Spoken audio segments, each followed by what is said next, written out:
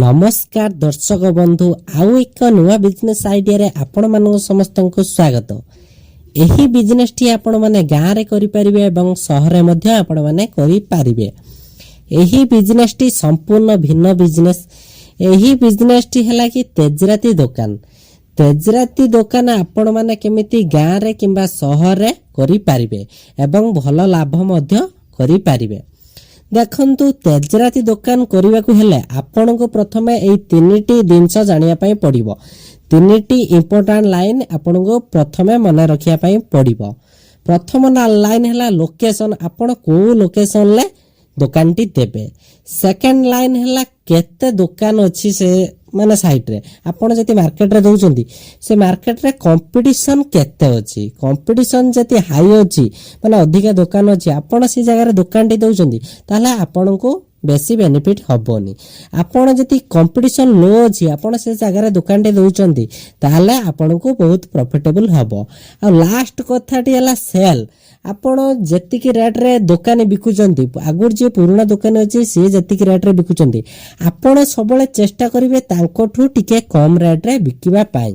Fast आपण को ए तीनिटी important कथा मन रखिया पई पड़िबो। सेकंड हला आपण जेति तेजराती दुकान टे दउचंती आपण को केते पैसा इन्वेस्ट करिया पई पड़िबो।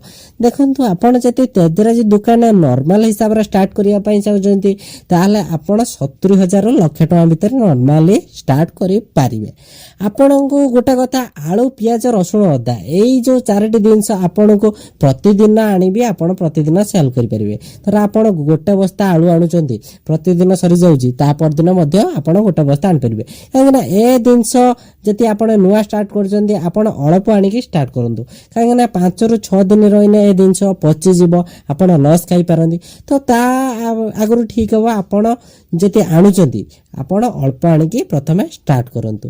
देखंतु तेजराती दुकान जति आपण माने दउचंती बहुत प्रॉफिटेबल होई परिबो। आपण जति 70,000 रो लाख टका फास्ट इनकम माने इन्वेस्ट करूचंती आपण को प्रति मास रे 15-20,000 टका इनकम हेई जीवो। आपण जति सेटा को बड़ा आकार नै कि 6 मास वर्ष भीतर आपण 30 रु 40,000 टका आराम से मध्य इनकम करि परिबे। से ट्रिक मु आपण मानु दउची वर्तमान सुनंतु। देखंतु आपण जति तेजराती दुकान दउचंती तेजराती दुकान देखंतु आपण को टिके पर टिके लाभ होई चालिबो।